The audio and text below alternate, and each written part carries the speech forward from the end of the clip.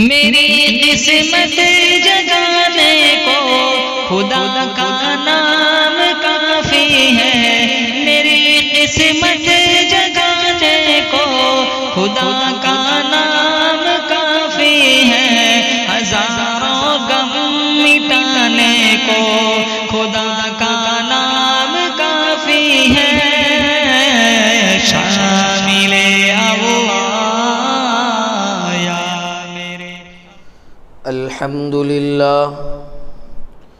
الحمد لله وكفى وسلام على عباده الذين اصطفى، خصوصا على أفضلهم وخاتم النبيين محمد الأمين وعلى آله وصحبه أجمعين. أما بعد فأعوذ بالله من الشيطان الرجيم. بسم الله الرحمن الرحيم. وما هذه الحياة الدنيا إلا لهو ولعب وإن الدار الآخرة لهي الحيوان لو كانوا يعلمون. صدق الله العظيم. اللهم صل على سيدنا محمد وعلى آل سيدنا محمد وبارك وسلم.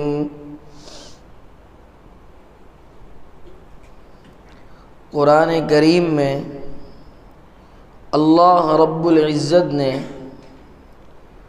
جو آیت کریمہ آپ کے سامنے پڑھی گئی اس کے تحت دو قسم کی زندگیوں کو بیان فرمائے.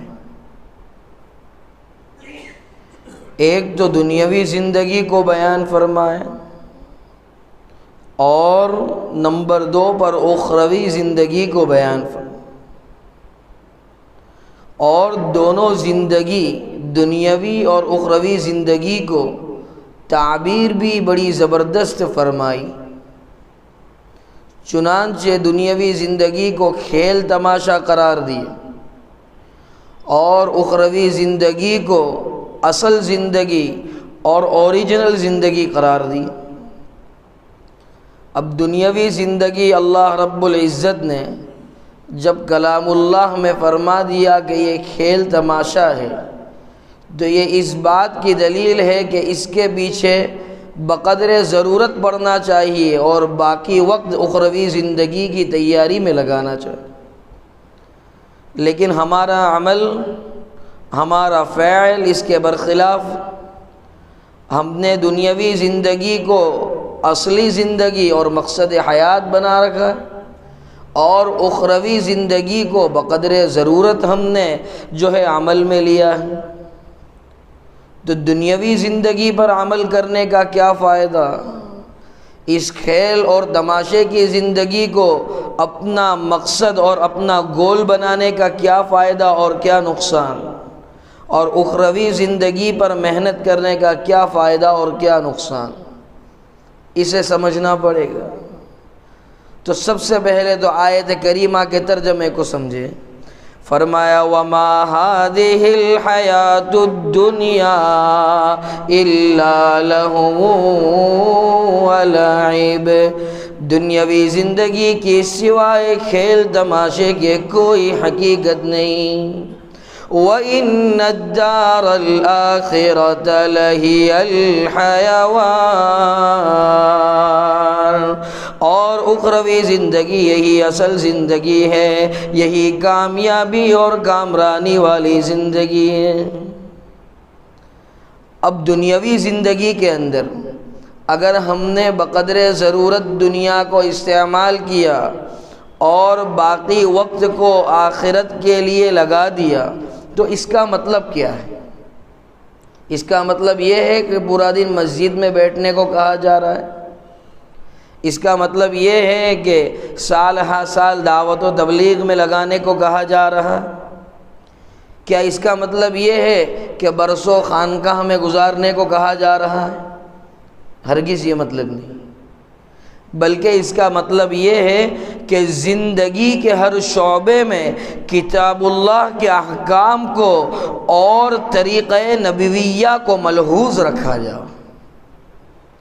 چنانچہ 5 وقتہ جو نمازیں فرض کی گئی اور کسی شیخ کی مجلس میں بقدر ضرورت اور اپنی اصلاح کی غرض سے انسان جاتا ہے کچھ وقت کے لیے، انسان دعوت و تبلیغ میں بھی اپنی اصلاح کی فکر سے اگر جاتا ہے تو وہاں سے ایک سبق لے کر آئے۔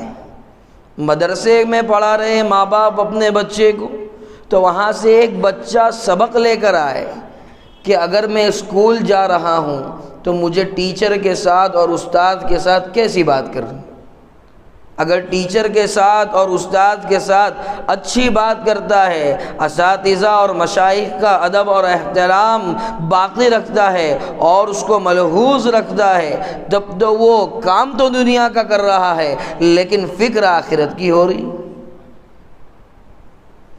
اگر وہ تجارت کو جا رہا ہے تو دیکھیے نا کیسے حضرت ابوبکر صدیق رضی اللہ تعالیٰ عنہ اور کیسے حضرت عثمان غنی رضی اللہ تعالیٰ عنہ اور کیسے خود مدنی کریم صلی اللہ علیہ وسلم نے تجارت فرمائی یا اس کا طریقہ بدلا ہے۔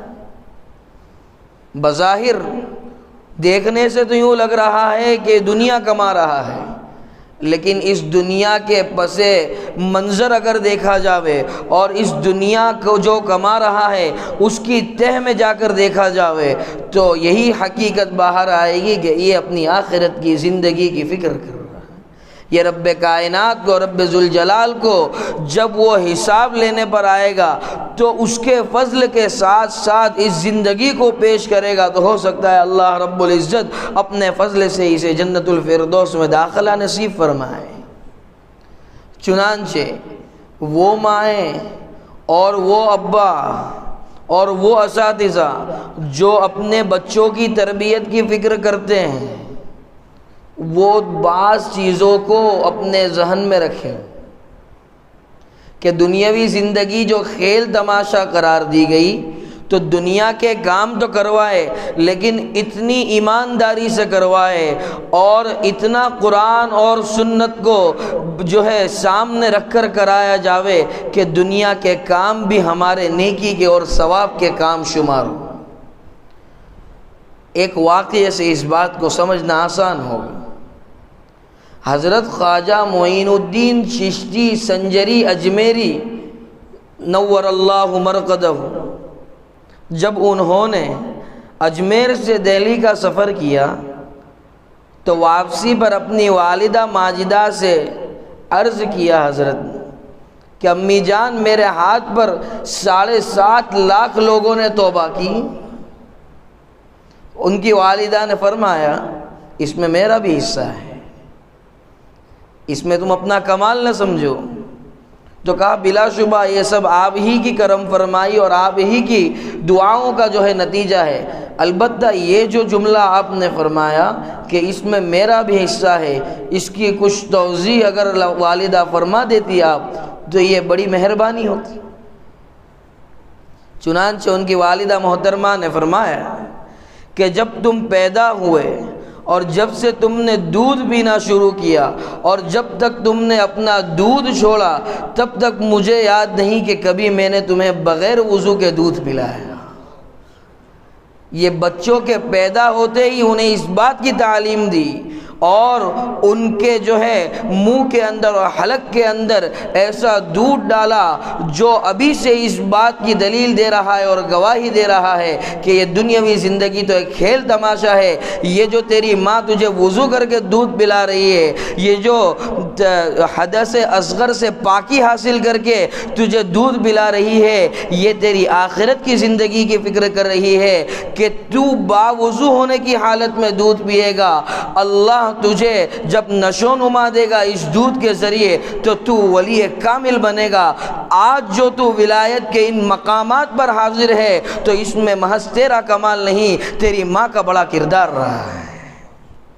اور آج ہمارا حال کیا ہے؟ ہماری نمازوں کا عالم کیا ہے؟ بالکل اس سے برعکس۔ ہمارے بچوں کا حال کیا ہے؟ بالکل اس سے عجیب و غریب حال۔ بچے کے سامنے، ماں باپ کے سامنے بچہ موبائل لے رہا ہے، پب جی کھیل رہا ہے، فری فائر کھیل رہا ہے، پکچر دیکھ رہا ہے، گانے سن رہا ہے، پتہ نہیں اور کیا کیا حرکتیں کر رہا ہے، لیکن ماں باپ آج بچوں کو سمجھانے کو تیار نہیں، قرآن کے اس پیغام کو بچوں کے کانوں تک پہنچانے کو تیار نہیں۔ اور جرم بالا ہے، جرم یہ ہے کہ جو استاد اس پیغام کو پہنچانے میں کبھی تھوڑی سی سختی برتتا ہے تو اس کے ساتھ جا کے دادا گیری کرتے ہیں اور استاد کے ساتھ جا کے بد کلامی کرتے ہیں۔ اپنی زبانوں کو علماء کے خلاف چلانے سے روکو۔ تم تو فکر کرتے نہیں، اور اساتذہ اور مشائخ فکر کر رہے ہیں اور تنبیہ کر رہے ہیں اور ان کو قرآن کی طرف اور سنت رسول کی طرف لانے کی کوشش کر رہے ہیں۔ دنیاوی زندگی ایک کھیل تماشا ہے یہ بتلانے کی کوشش کر رہے ہیں، اخروی زندگی یہی اصل زندگی ہے یہ بتلانے کی کوشش کر رہے ہیں۔ تم دستوں گریباں ہونے کی بات کر رہے ہو، یہ کہاں کا انصاف ٹھہرا؟ اسی لیے تو کہنے والے نے بڑی اچھی بات کہی کہ بچوں تک تو نہ جاؤ، ہمارا یہ حال کیا ہے؟ ہمارا حال یہ ہے کہ آج ہمارا صرف ظاہر اور ڈھانچہ رہ گیا ہے۔ رہ گئی رسم ازاں روح بلالی نہ رہی، فلسفہ رہ گیا تلقین غزالی نہ رہی، اور مسجد مرثیہ خواہ ہے کہ نمازی نہ رہے، یعنی وہ صاحب اوصاف حجازی نہ رہے۔ یہی تو بات ہے کہ آج صرف ہم نے ڈھانچہ بنا رکھا ہے، شیڈیول کے مطابق آ رہے ہیں اور جا رہے ہیں، شیڈیول کے مطابق مدرسہ بھیج رہے اور مدرسے سے لا رہے ہیں۔ اس میں کچھ تبدیلی کرنے کی اور اس میں کچھ جو ہے اپڈیٹ کرنے کی اور کچھ نیا کرنے کی ہمیں فکر نہیں، بس جو پہلے سے چلا آ رہا ہے اسی پر عمل کر رہے ہیں۔ تو یہ بات غلط ہے۔ جیسے ماں نے حضرت خواجہ معین الدین چشتی کی، جن کو ہم آج خواجہ غریب نواز کے نام سے جانتے ہیں، تربیت پیدا ہوتے ہی اور دنیا میں دودھ کا پہلا قطرہ پیتے ہی کی اور ان کی آخرت کو سنوارنے کی فکر کی، اس طرح کی فکر ہوگی تب جا کر یہ ہماری اولاد ہمارے لیے صدقہ جاریہ کا سبب بنے گی اور قرآن کریم کی اس آیت پر عمل کرنے والی بنے گی، دنیاوی اور اخروی زندگی کے مابین تمیز کرنے والی۔ چنانچہ اسی طرح سے آج اخلاق میں بھی کمی ہے۔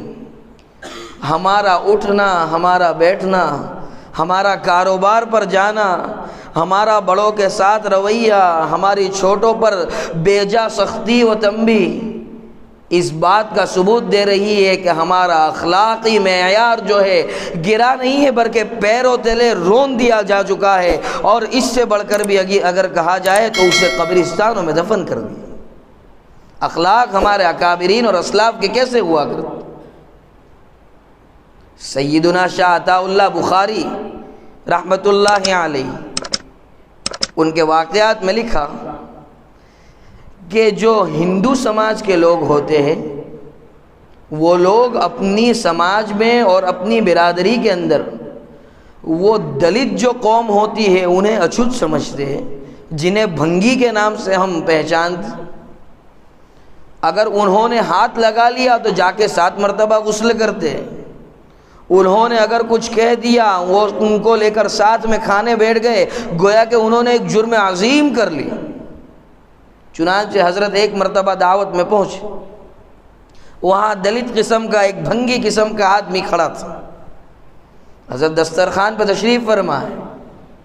اب دسترخوان سے حضرت نے آواز دی، آئیے بھائی آپ بھی تشریف لائی، ہمارے ساتھ کھانے میں شریک ہو جائے۔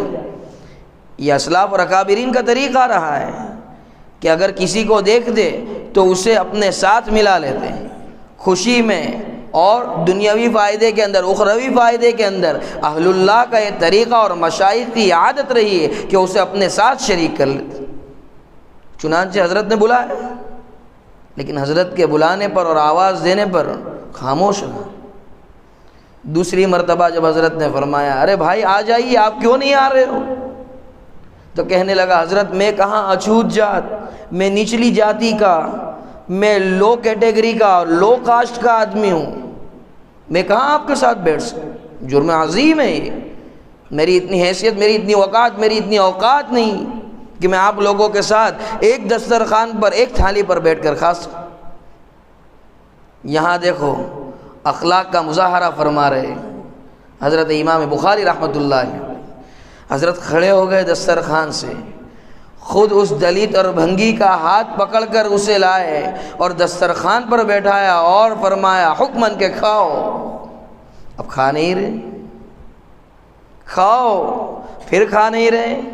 انتہا ہو گئی کہ حضرت والا نے اپنے ہاتھ سے لقمہ بنا کر اس کے منہ میں دیا، آنکھوں سے زار و قطار آنسو جاری کہ کبھی ہماری برادری نے تو ایسا نہیں کی، کبھی ہمارے محلے والے تو ایسا برتاؤ اور ایسا سلوک اور ایسے اخلاق کا مظاہرہ نہیں فرمائے، ہمیں تو ہمیشہ گندی نالی کا گندا کیڑا سمجھا جاتا تھا۔ اس کے دل میں محبت اسلام اور محبت شریعت محمد آنا شروع ہو۔ اب بستے بستے ایک ایک لقمہ دے رہے ہیں، بظاہر تو حضرت والا لقمہ دے رہے ہیں، لیکن اگر اس کے باطن میں دیکھا جاوے تو حضرت والا بحکم الہی اسے ہدایت کے لقمے کھلا رہے ہیں۔ ایک لقمہ کھلایا، آنکھوں سے زار و قطار آنسو دے، دوسرا لقمہ کھلایا، آنکھوں سے زار و قطار آنسو جاری، اور حضرت نے اس سے بڑھ چڑھ کر، اسے کہا جائے گا کرم والا ہے کرم، حضرت امام بخاری رحمۃ اللہ علیہ نے یہ فرمایا کہ جب تیسرا لقمہ بنا کر کھلایا تو آدھا اسے کھلایا اور اس کا بچا ہوا آدھا خود کھایا، اس مسئلے کے تحت کہ انسان کا جھوٹا، انسان کا کھایا ہوا، خواہ وہ مومن ہو یا کافر، شرط یہ ہے کہ اس نے شراب یا کسی نجاست کو اپنے منہ سے نہ لگایا ہو، کھانا پاک ہوگا، اس کے اندر کوئی تمیز اور کوئی اونچ نیچ نہیں کی جائے گی۔ اب اٹھ کر دسترخوان سے چلا گیا۔ جب چلا گیا دسترخوان سے، دوسرے دن صبح سویرے اپنے سارے فیملی ممبرز کو، اپنے خانوادے کو لے کر حضرت کے دربار میں پہنچا۔ آنسو اب بھی جاری اور بہت منکسر المزاج ہو کر حضرت سے درخواست کی۔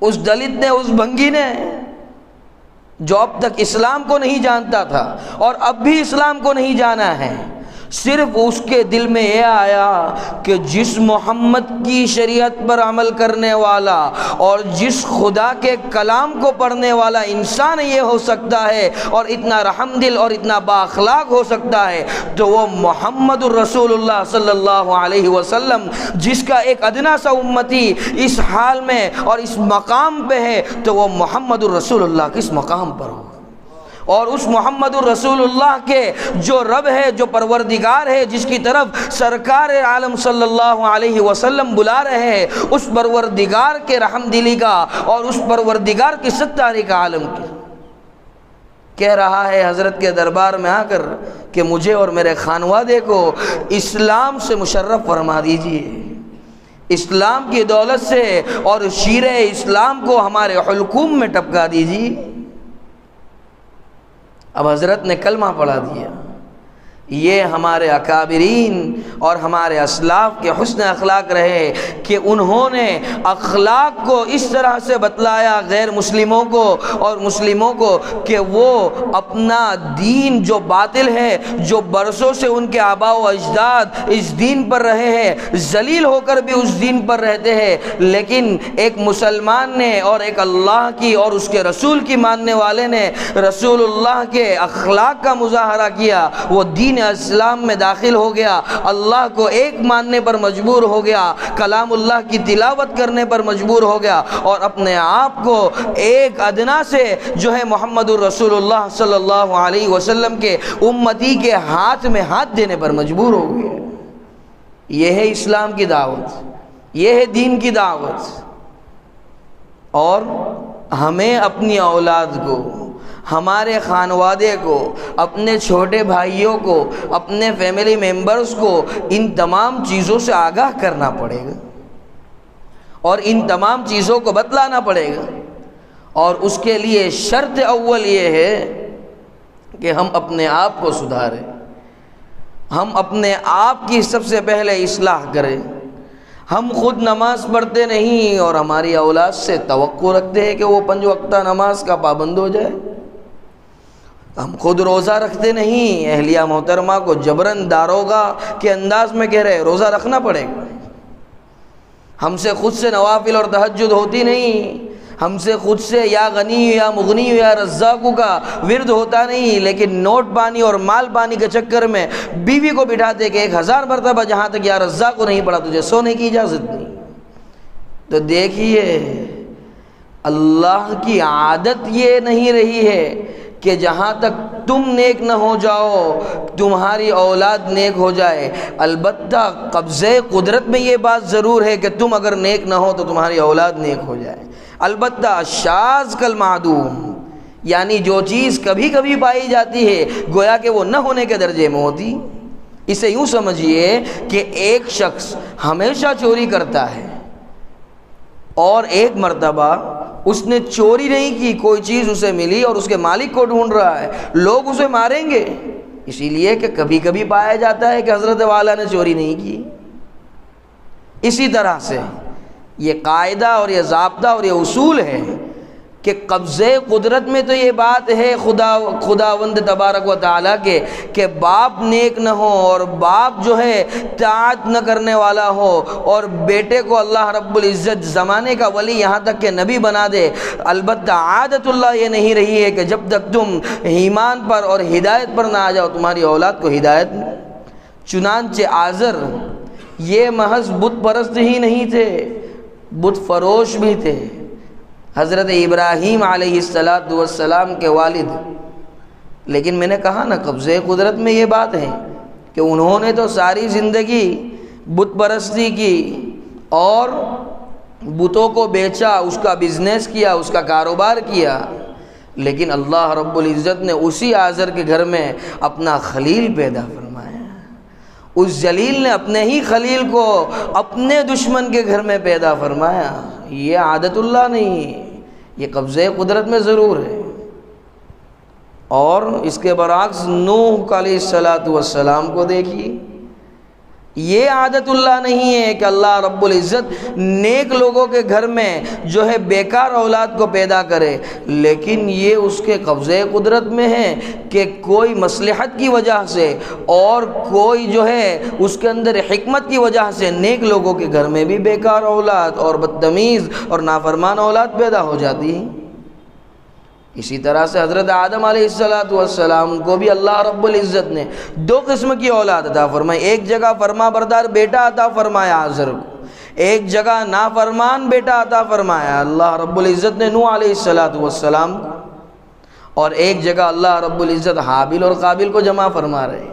گویا کہ اپنی قدرت کاملہ کو ثابت کر رہے ہیں اللہ رب العزت کہ ہم اس پر بھی قادر ہے کہ مکمل تمہیں نافرمان اولاد دے، ہم اس پر بھی قادر ہے کہ مکمل فرما بردار اولاد دے، اور ہم اس پر بھی قادر ہے کہ ایک ہی گھر میں ہندوستانی رنگ بھی چڑھا دے اور پاکستانی رنگ بھی چڑھا دے۔ بہرحال کہنے کا مقصود اور خلاصہ یہ ہے کہ اگر ہم دنیاوی زندگی کو اہمیت دیتے ہیں اور دنیاوی زندگی کو اصلی زندگی سمجھتے ہیں تو یہ محض ہمارے لیے دھوکہ ہے، فریب ہے۔ اور بچپن ہی سے اگر ہم اپنی اولاد کی تربیت کرتے ہیں تو پھر اولاد بڑی ہو کر کیسی بنتی ہے تو پڑھ لیجئے واقعات کی کتابوں میں یہ قصہ بار بار بیان کیا گیا کہ سیدنا عبد القادر جیلانی رحمۃ اللہ علیہ، جن کو ہم غوث پاک کے نام سے یاد کرتے ہیں، ایک مرتبہ سفر میں ایک قافلے کے ساتھ نکلے تو ان کی ماں کی یہ تعلیم رہی، اور یاد رکھو ماں کا مدرسہ بچے کے لیے سب سے پہلا مدرسہ ہے، اور ماں کی تعلیم اور ماں کی تربیت بچے کے لیے جو کار فرما ہے اور وہ کسی اور کی تعلیم کار فرما نہیں۔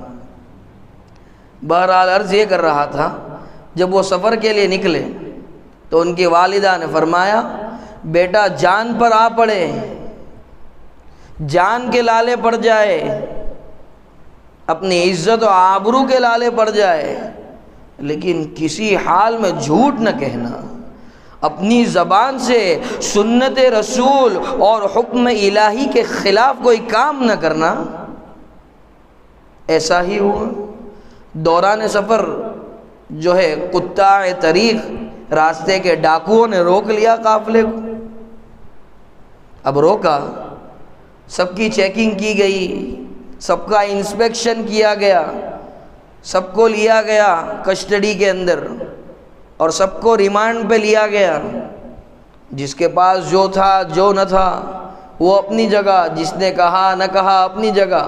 لیکن دیکھیے یہ ننھا سا عبد القادر کیا کہہ رہا ہے اس وقت، اپنی پوستین، اپنی آستین کے اندر ان کی والدہ نے بغل کے نیچے انہیں 40 اشرفیاں سی کر دی تھی۔ اگر ڈاکو اور گنڈے یہ چاہتے کہ تلاش کرتے تو ہو سکتا ہے وہ تلاش نہ کر پاتے، لیکن انہوں نے کہا جس کے پاس جو بھی ہو نکالو۔ تو یہ ننھا سا بچہ اللہ کے نبی صلی اللہ علیہ وسلم کی تعلیمات کے مطابق کہ مذاقاً بھی جھوٹ بولنا جائز نہیں ہے، تو یہاں تو مذاق نہیں، یہاں تو جان کے لالے پڑے، وہاں بھی یہ جھوٹ نہیں بول رہا ہے اور کہہ رہا ہے ڈاکو بھائی یہاں سل دی ہے میری ماں نے 40 اشرفیہ، چاہو تو نکال سکتے ہو۔ اب حیرت کے سمندر میں غوطہ زن ہو گئے سب ڈاکو لوگ تو، اور کہا ہے بچہ بتلاؤ تم نے ایسا کیوں کیا؟ ارے بتلاؤ تو صحیح، تم اگر چاہتے تو تمہارا یہ مال، تمہارا یہ زر بچا سکتے تھے، پھر تم نے کیوں نہیں بچائے؟ تو یاد رکھو اس بچے کا جواب، اس ماں کے مدرسے کی تربیت، اس ماں کی تعلیم کو یاد رکھو، اور پھر جو ہے نتیجہ دیکھو کہ یہ عبد القادر سے غوث پاک بنے۔ بہرحال انہوں نے کہا کہ میری والدہ نے کہا ہے کہ کبھی جھوٹ نہ بولنا۔ ڈاکوؤں کے سردار کے پاس لے جایا گیا، پھر اس سردار نے یہی سوال کیا کہ اے بھائی تو نے جھوٹ کیوں نہیں کہا؟ اے بچے تو نے جھوٹ کہہ کر اپنے مال و زر کی حفاظت کیوں نہیں کی؟ تو کہا میری والدہ نے کہا اگرچہ جان پر آ پڑے کبھی جھوٹ نہ بولنا۔ تو وہ گنڈوں کا اور ڈاکوؤں کا سردار، وہ بیکار آدمی اور وہ برسوں سے گناہ کرنے والا آدمی، اس کا بھی دل نرم ہو گیا اور اس کی آنکھوں سے زار و قطار آنسو جاری ہو گئے، اور اس نے اپنی زبان سے یہ کہا، یہاں تک کہ اس کی زبان یہ بات کہنے پر مجبور ہو گئی کہ اللہ یہ چھوٹا سا بچہ ابھی تو اسے عقل تک نہیں آئی ہے کہ دنیا کیا ہے اور مال و زر کی حقیقت اور اس کی حیثیت اور اس کا ویلیو کیا ہے، یہ کیسا تیرے طریقوں پر عمل کر رہا ہے۔ میں نے تو ساری زندگی تیری مخلوق کو تکلیف پہنچانے میں نکال دی، میں نے تو ساری زندگی لوگوں کے مال کو ظلماً ہڑپنے میں نکال دی، پھر اے اللہ میری نجات کا ذریعہ کیا۔ پھر اس کی آنکھوں سے ہزار و قطار آنسو جاری ہے، اور وہ ڈاکوؤں کا سردار ایک ننھے سے بچے کی، ایک سرکار کی چھوٹی سی تعلیم پر عمل کرنے کی وجہ سے اپنی زندگی سے بدل گیا، اور اپنی زندگی کو بدل کر سنت کے مطابق اور شریعت کے مطابق گزارنے لگا۔ تو یہ تعلیمات ہے اور یہ تیاریاں ہیں دنیاوی زندگی کو چھوڑ کر اخروی زندگی کو بنانے کی۔ اور آج کل ایک خرابی ہمارے ذہن میں یہ رہتی ہے، اور ایک بات ہم یہ سوچتے رہتے ہیں کہ اگر میں اپنے بچے کو کہوں گا تو یہ برا مان جائے گا، اسے گلٹی فیل ہوگا، یہ برا سمجھے گا، یا یہ کہ اس کی والدہ، چونکہ آج کل JKG یہ بڑی مشہور چیز ہے، جورو کے غلام بن جاتے ہیں ہمیں غصہ آتا ہے لیکن ہم کچھ کہہ نہیں پاتے، کیوں؟ اس وجہ سے کہ محترمہ کا لاڈلا ہے، اور ہم نے اگر اس کو مارا یا اس کو ڈانٹا یا اس کو پیٹا تو پھر اسے کون جواب دے گا؟ یہاں ہمیں رات حرام نہیں کرنی، چاہے جو کرتا ہے کرنے دے، ہم اس کو نہیں روکیں گے، اس وجہ سے کہ ابھی اس کی ماں کی ڈانٹ اور اس کی ماں کی پکار اور اس کے نانا کے تانے اور اس کے دادا کی گالیاں کون سنے گا؟ تو ایسے موقع پر اخروی زندگی اصل ہے اور دنیاوی زندگی کھیل تماشا ہے، یہ بتلانے میں سرکار دو عالم صلی اللہ علیہ وسلم کا کردار کیا رہا ہے۔ ایسے موقع پر مدنی کریم صلی اللہ علیہ وسلم نے کیا سوچا کہ میرے اہل خانہ کو برا لگے گا اگر ایسا کوئی فعل ہوگا، اور میں فوراً اصلاح کروں گا۔ چنانچہ واقعہ سنیے، حضرت ام سلمہ رضی اللہ تعالیٰ عنہ کے بیٹے ایک مرتبہ مدنی کریم صلی اللہ علیہ وسلم کے دسترخوان پر بیٹھ گئے کھانے کے لیے۔ اب وہ ننھا سا بچہ ہے، اپنے ہاتھ کو گول گول گھما رہا ہے کوب کے اندر، پیالے کے اندر۔ سرکار نے دیکھا، بایاں ہاتھ استعمال کر رہا ہے، پھر سرکار نے دیکھا۔ اب اگر مدنی کریم صلی اللہ علیہ وسلم یوں سوچ لے کہ میں اگر کچھ کہوں گا تو ام سلمہ کو برا لگے گا، یاد رکھو لا طاعت لمخلوق فی معصیت الخالق، کوئی اطاعت نہیں ہے، کوئی فرما برداری نہیں ہے مخلوق کی اس بات میں جس بات میں تمہارا خالق رب کائنات رب ذوالجلال ناراض ہوتا ہو۔ مدنی کریم صلی اللہ علیہ وسلم نے ام سلمہ کے بیٹے کا ہاتھ پکڑ لیا، فرمایا سم اللہ،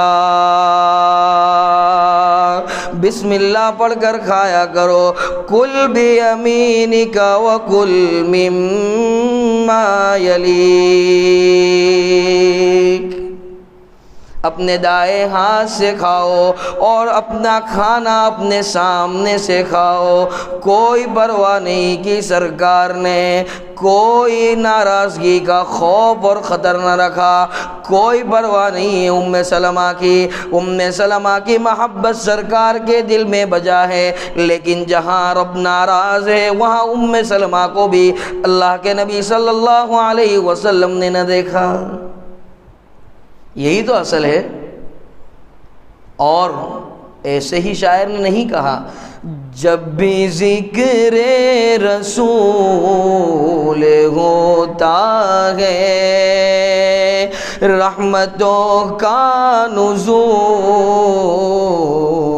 ہوتا ہے، اور سب کرم سے نوازے جاتے ہیں، اور یہ خدا کا اصول ہوتا ہے۔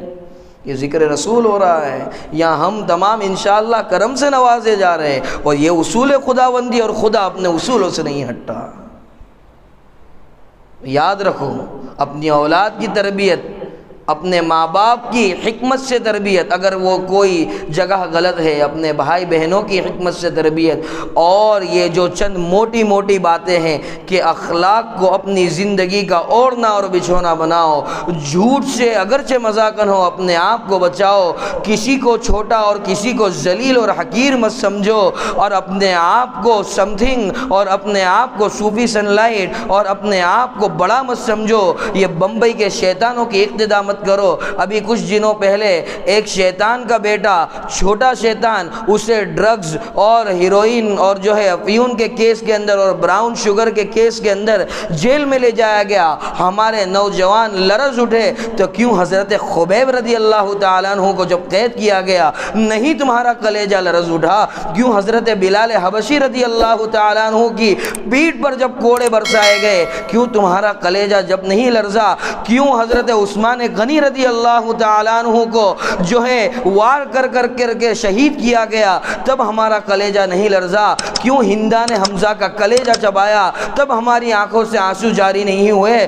کیوں ہم نے حسنین کے جو ہے خوفناک موت کے مناظر کو سنا، ایک کو زہر دیا گیا، دوسرے کا سر کربلا میں شہید کیا گیا، تب ہمارا دل اور ہمارا کلیجہ جو ہے چھلنی نہیں ہوا اور اس بڑے شیطان کے چھوٹے شیطان کو جیل میں لے جایا گیا؟ آج کل ہمارے نوجوان پریشان ہو گئے اور اس کی رہائی پر جو ہے انویٹیشنز کارڈ بانٹے گئے اور بڑی بڑی پارٹیاں اور بڑے بڑے پروگرامات کا انعقاد کیا گیا۔ کیا یہ دنیاوی زندگی کو کھیل تماشا سمجھا ہے؟ اور کیا ہم نے یہ اخروی زندگی کی تیاری کر رکھی ہے؟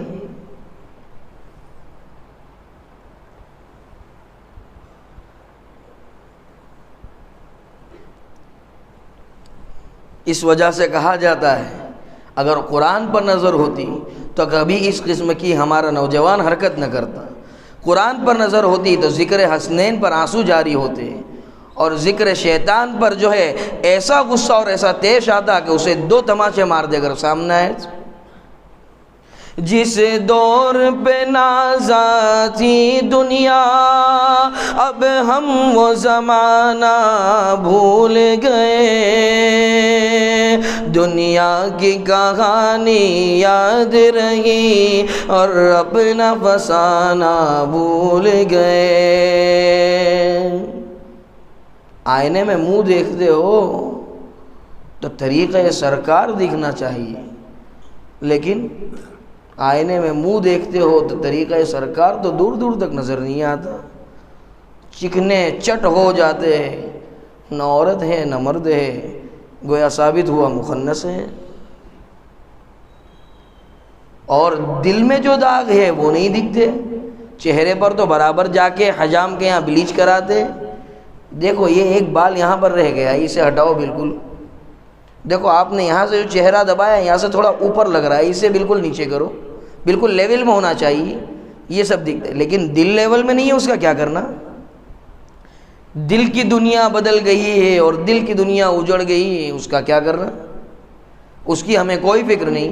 منہ دیکھ لیا آئینے میں پر داغ نہ دیکھے سینے میں، منہ دیکھ لیا آئینے میں پر داغ نہ دیکھے سینے میں، جی ایسا لگایا جینے میں مرنے کو مسلمان بھول گئے۔ آگے کیا کہتے؟ تکبیر تو اب بھی ہوتی ہے مسجد کی فضا میں گئے انور،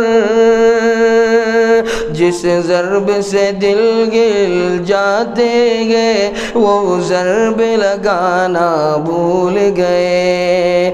2-4 کروڑ روپیہ بینک بیلنس ہے تو کیا کہتا ہے شاعر؟ مسجد تو بنا دی شب بھر میں ایمان کی حرارت والوں نے، من اپنا پرانا پاپی ہے برسوں میں نمازی بن نہ سکا۔ کیفیت کیا ہونی چاہیے؟ کوئی تجھ سے کچھ کوئی کچھ چاہتا ہے، میں تجھ سے ہوں یا رب طلبگار تیرا۔ گناہوں پر پشیمانی ہونی چاہیے، گناہ میرے حد سے زیادہ ہے یا رب، مجھے چاہیے رحم بسیار تیرا۔ اور دل کی کیفیت کیا ہونی چاہیے؟ تو میرا میں تیرا، میں تیرا تو میرا، تیرا فضل میرا، میرا کار تیرا۔ اعمال کر کے امید کیسی ہونی چاہیے؟ ہٹا غم رکھ امید امداد رب سے، تجھے کیا ہے غم رب ہے غم خار تیرا۔ امید بالائے امید کیسی ہونی چاہیے؟ بچے گا نہ کچھ نقد عصیاں سے میرا، لگے گا جو بخشش کا بازار تیرا۔ دعا کیسی ہونی چاہیے؟ کرم کیجیے اس دن بھی میرے الہی، لگے جب کہ رحمت کا بازار تیرا۔ ہماری طبیعت ہمارے ذہنوں میں کیسی ہونی چاہیے؟ الہی میں ہوں بس خطاوار تیرا۔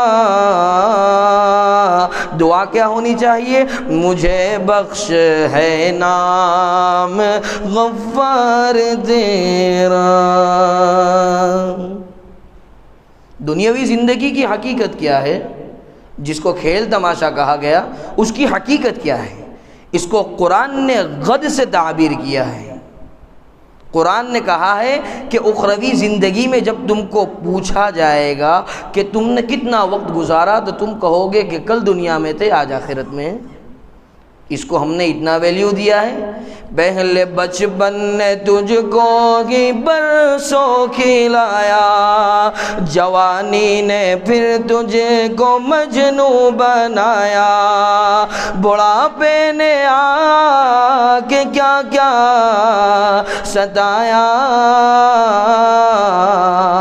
اور ازل تیرا کر دے گی بالکل صفایا. دنیاوی زندگی کھیل تماشا ہے نا، شاعر کہتا ہے. اور جگہ جی لگانے کی دنیا نہیں ہے، عبرت کی جگہ تماشا نہیں ہے. سب دھن چھوڑ دو دنیا کی، یہی تجھ کو دھن ہے، رہوں سب سے بالا.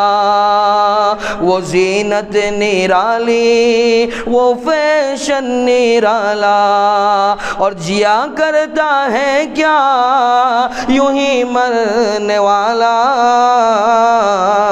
تجھے حسن ظاہر نے دھوکے میں ڈالا.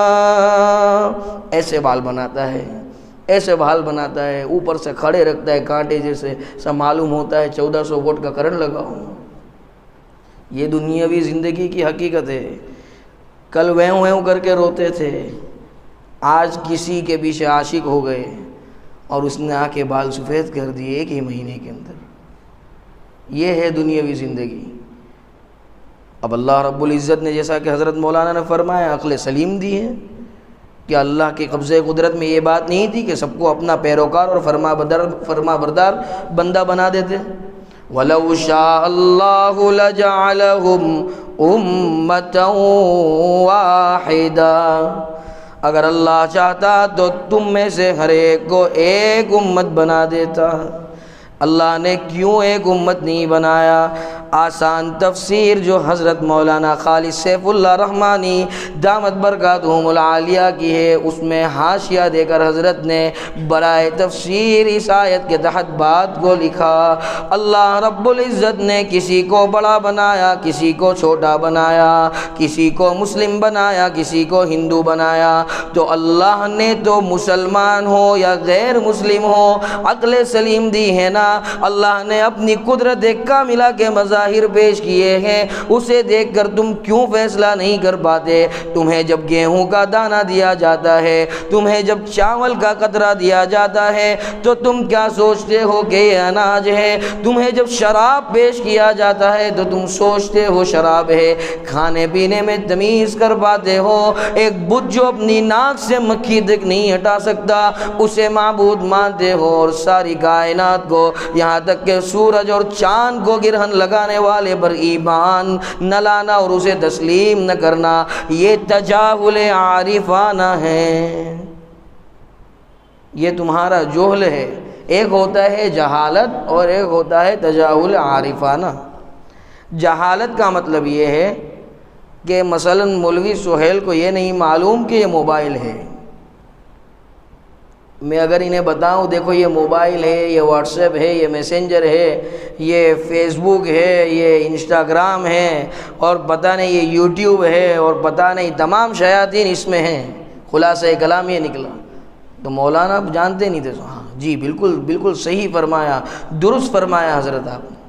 لیکن اگر مولانا جانتے ہیں یہ موبائل ہے اور مولانا کا ارادہ میٹھی مزہ لینے کا ہے، بیٹھے بیٹھے ٹیسٹ لیتے ہیں نا، بیٹھے بیٹھے کبھی کبھی ہم ٹیسٹ لینے کا ارادہ ہے مولانا کا، تو اگر میں بتلاؤں گا نا موبائل ہے تو مولانا بالکل اسے موبائل کہتے ہیں، یہ واٹس ایپ ہے اسے واٹس ایپ کہتے ہیں.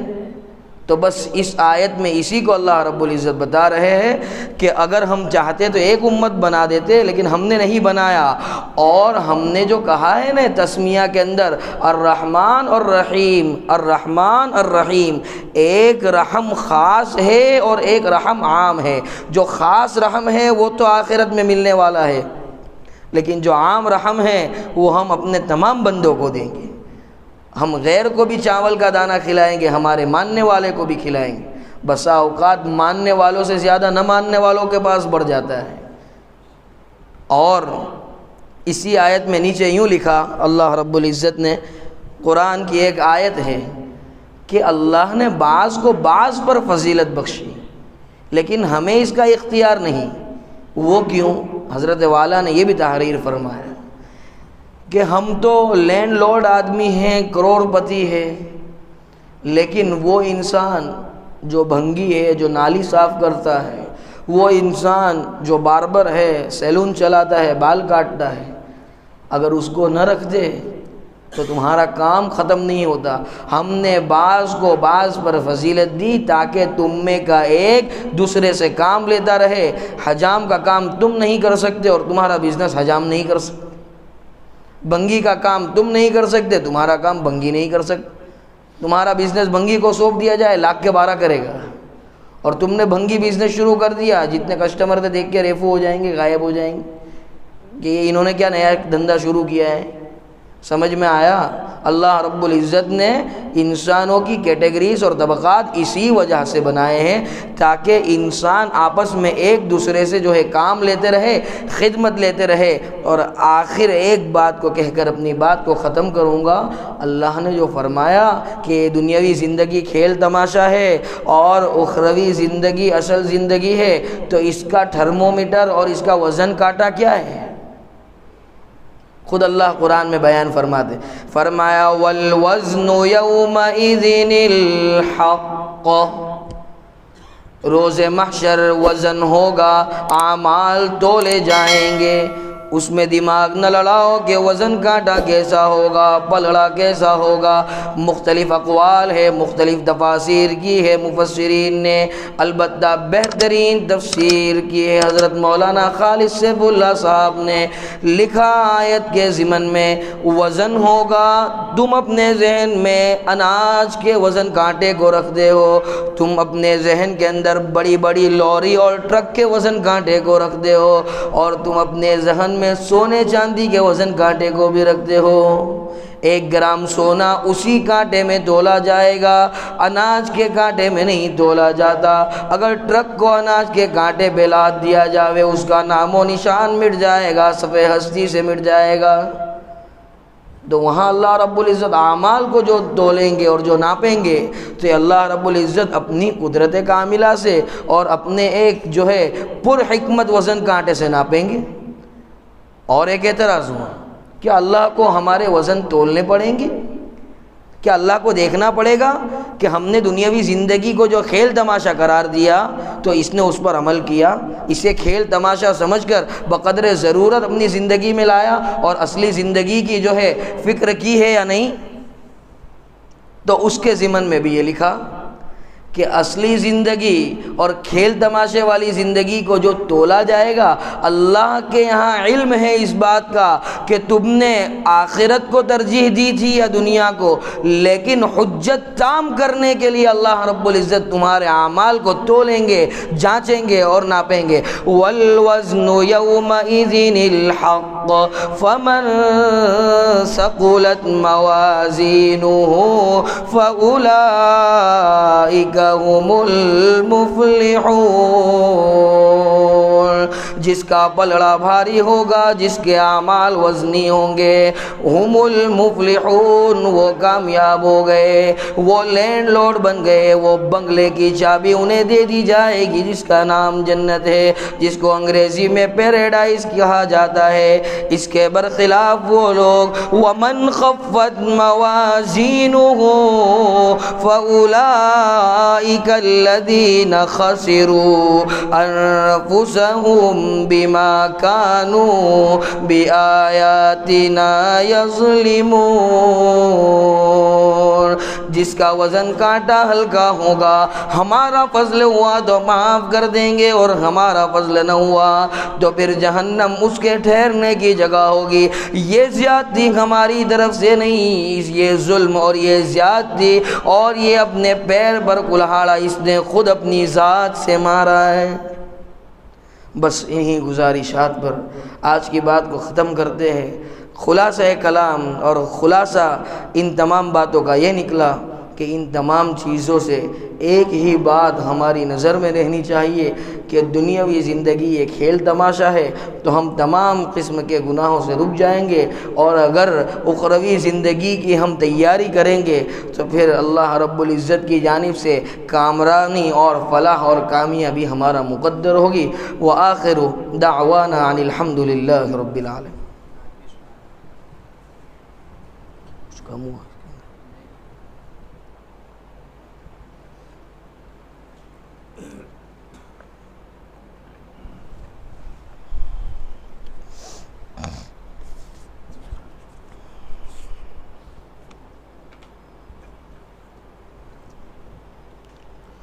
بسم اللہ الرحمن الرحیم۔ زمانے سے اندھیروں کا صفایا کر دیا جائے، زمانے سے اندھیروں کا صفایا کر دیا جائے، چلو نعت نبی پڑھ کر اجالا کر دیا جائے۔ میں جب چاہوں مدینے کی زیارت کو چلا جاؤں،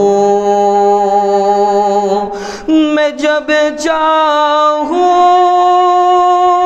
مدینے کی زیارت کو چلا جاؤں، میرے مولا مجھے ایسا پرندہ کر دیا جائے، کسی کوچے کسی خطے کا ذرہ کر دیا جائے، کسی کوچے کسی خطے کا ذرہ کر دیا جائے، مگر شہر نبی کا مجھ کو حصہ کر دیا جائے۔ بہت آسان نسخہ ہے مصیبت سے نکلنے کا، بہت آسان نسخہ ہے مصیبت سے نکلنے کا، درود پاک پڑھنے میں اضافہ کر دیا جائے،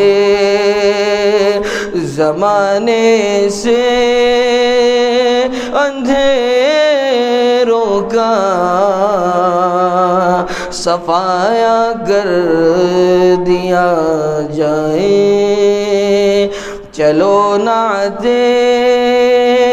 نبی پڑھ کر اجالا کر دیا جائے۔ درود شریف پڑھو۔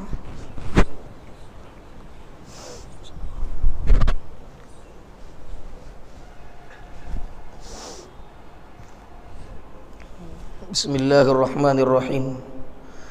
سبحانك اللهم وبحمدك وتبارك اسمك وتعالى جدك ولا إله غيرك، آتنا في الدنيا حسنة وفي الآخرة حسنة وقنا عذاب النار، وقنا عذاب القبر وقنا عذاب الحشر وقنا عذاب الدين واحشرنا يوم القيامة مع المتقين مع الأبرار يا عزيز يا غفار برحمتك نستغيث لا تزغ قلوبنا بعد إذ هديتنا وهب لنا من لدنك رحمة إنك أنت الوهاب إنك جامع الناس ليوم لا ريب فيه إن الله لا يخلف الميعاد يا ربنا لا تجعلنا فتنة للقوم الظالمين ونجنا برحمتك من القوم الكافرين ارحمنا يا ربنا لا تسلط علينا من لا يرحمنا لا تغضب علينا يا مولانا اللهم إنا نسألك علما نافعا ورزقا واسعا وحلالا طيبا وشفاء من كل داء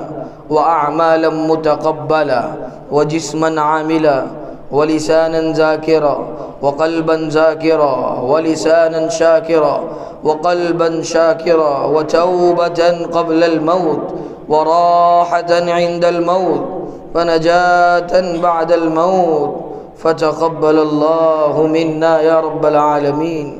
اے اللہ ہمارے گناہوں کو معاف فرما، گناہوں سے درگزر فرما، بہت بڑے پاپی ہیں، خطا کار مجرم ہیں، قدم قدم پر تیری نعمتیں کھا کر تیری ناشکری کرتے رہے، تیری نعمتیں کھا کھا کر شیطان مردود کو خوش کرتے رہے۔ میرے مولا اس جرم عظیم کو معاف فرما۔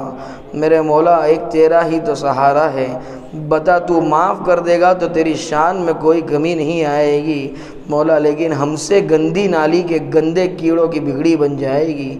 میرے مولا اگر تو نے نہ معاف کیا تو ایسا کون سا در ہے جہاں جا کر ہم بھیک مانگیں گے۔ میرے مولا کرم کا، عفو کا، درگزر کا، عافیت کا معاملہ فرما۔ میرے مولا مسلمانوں میں آپس میں الفت، محبت، مودت، اتفاق، اتحاد کو پیدا فرما۔ مسلمانوں کے مابین ہر قسم کے خلفشار انتشار کو ختم فرما۔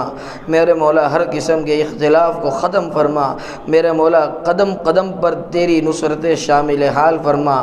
مدنی کریم صلی اللہ علیہ وسلم کے وسیلے سے میرے مولا جس کے صدقے طفیل تو نے اس فانی کائنات کو وجود بخشا، اس کا نام لے کر اور تیرے اولیاء اور تیرے اصحاب کا نام لے کر اور ان کے وسیلے سے میرے مولا تیرے دربار میں بھیک مانگ رہے ہیں۔ میرے مولا کرم کا معاملہ فرما دے، اب تک فرماتا چلا آ رہا ہے اور اضافہ فرما دے۔ میرے مولا ایسا اضافہ فرما کہ حق کا بول بالا فرما، باطل کا منہ کالا فرما۔ جو مسلمانوں کے خلاف، اسلام کے خلاف، مومنین کے خلاف پروپیگنڈے اور سازشیں بنائی جا رہی ہے، ان سازشوں کو اور ان پروپیگنڈوں کو اور ان چال بازیوں کو اور ان جو ہے خراب نیت رکھنے والوں کو اپنی جو ہے چال بازیوں میں اور اپنے پروپیگنڈوں میں اور اپنی جو ہے نقصان پہنچانے کی کارکردگیوں میں خود ہی ملوث فرما۔ میرے مولا قدم قدم پر مدنی کریم صلی اللہ علیہ وسلم کی جیسے تو نے بدر میں مدد فرمائی تھی، ایسے میرے مولا مسلمانوں کی، اہل اسلام کی مدد فرما۔ میرے مولا حرمین شریفین جانے کی جو ہے سبیل ہموار فرما۔ میرے مولا وہاں جو حکمران کچھ غلط باتیں اور کچھ غلط خیالات رکھتے ہیں اور تیرے نبی کی شریعت سے ہٹنے کی کچھ باتیں کر رہے ہیں، میرے مولا یا تو ان کے مقدر میں ہدایت ہو تو انہیں عقل سلیم کے تحت ہدایت عطا فرما، ورنہ میرے مولا ایسے حکمرانوں کو ہلاک فرما۔ میرے مولا ایسے لوگوں کو ہلاک فرما جو مسلمانوں اور تیرے نبی کی زندگی کو اور تیرے نبی کے نواسوں کے میرے مولا شہید ہونے کو پامال کر رہے ہو۔ ایسے حکمرانوں کو میرے مولا صفِ ہستی سے مٹا کے رکھ دے۔ میرے مولا ہمیں بھی 5 وقتہ نمازوں کا پابند بنا، تلاوت قرآن کا شیدائی بنا، نماز سے عشق و محبت کرنے والا بنا، تہجد کا پابند بنا، ماں باپ کا فرما بردار بنا، بڑوں سے بات کرنے کا سلیقہ سیکھا، چھوٹوں پر شفقت اور رحم دلی کرنے کی توفیق سعید عطا فرما، اساتذہ، مشائخ اور علماء کا احترام کرنے والا بنا۔ میرے مولا جن لوگوں نے ہم پر ظلم کیا میرے مولا تو ان سے نپٹ لے میرے مولا، اور اگر وہ ہدایت پر آنا چاہتے تو ہماری جانب سے معاف فرما میرے مولا۔ تو ہمارا ولی اور کارساز ہے، تو نے اعلان کر دیا اللہ ولی الذین آمنوا، میرے مولا ہمارا کارساز بن جا، 100% ہمارا کارساز بن جا میرے مولا۔ روزیوں میں خوب برکتیں عطا فرما، قدم قدم پر برکتیں عطا فرما، ایسی برکتیں عطا فرما کہ تیرا نام لیوا اگر ہماری جو ہے گھر میں اور ہمارے فقیر کھانے میں اور ہمارے جھونپڑے میں آ جائے تو میرے مولا تیرے نام کی وجہ سے وہ ہمارے یہاں سے خالی ہاتھ تو جانا دور اپنی امیدوں سے بڑھ کر لے کر جائے میرے مولا۔ روزیوں میں خوب برکتیں عطا فرما، مالی لائن سے مسلمان بہت پریشان ہیں میرے مولا، بزنس اور کاروبار کے اعتبار سے آج کا مسلمان پریشان ہے میرے مولا۔ جو مقروض ہے غیب سے ان کے قرضوں کی ادائیگی کی سبیل پیدا فرما میرے مولا۔ جو قید و بند کی سزائیں بھگت رہے ہیں میرے مولا، اپنی قدرت کاملہ سے ان کی رہائی کے آرڈر اور فیصلے جاری فرما میرے مولا۔ جن لوگوں پر جن جن طریقے سے جس قسم سے جس جگہ سے حالات آ رہے ہیں اپنے فضل سے اور اپنے کرم سے انہیں دور فرما۔ جن کے یہاں اولاد نہیں میرے مولا انہیں نیک و صالح اولاد عطا فرما میرے مولا۔ جن کے یہاں اولاد ہے اور نافرمان ہے میرے مولا ان اولادوں کو فرما بردار بنا، ماں باپ کی آنکھوں کی ٹھنڈک بنا۔ جو لڑکا لڑکی آپس میں رشتوں سے پریشان ہیں میرے مولا ان کے مابین بھی الفت محبت اور جو میرے مولا انڈرسٹینڈنگ کو قائم فرما، اور جو لڑکا اور لڑکی ان کے رشتے نہیں ہو رہے ہیں اور وہ رشتوں کی تلاش میں ہیں میرے مولا اپنے فضل سے ایک دوسرے کو نیک رشتے عطا فرما۔ لڑکا ہو اسے بھی نیک صالح لڑکی عطا فرما اور لڑکی ہو اسے بھی نیک صالح لڑکا عطا فرما میرے مولا۔ ہمیں تو مانگنا بھی نہیں آتا، جو ٹوٹا پھوٹا تیرے دربار میں تیری ہی توفیق سے اس گندی زبان سے نکلا میرے مولا مانگ لیا، وہ جو مانگا تمام چیزیں تو عنایت فرما میرے مولا۔ جو رہ گیا وہ ہمارے نصیب میں مقدر فرما، اور دعائیں اپنے فضل و کرم حبیب پاک صلی اللہ علیہ وسلم کے صدقے طفیل قبول اور منظور فرما بفضل سبحان ربک رب العزت عما یصفون، سلام علی المرسلین والحمد للہ رب۔ مبارک ہو شہ ہر دو سرا تشریف لے آئے، مبارک ہو محمد مصطفیٰ تشریف لے آئے۔ مولایا صلی وسلم دائما ابدا علی حبیبک خیر الخلق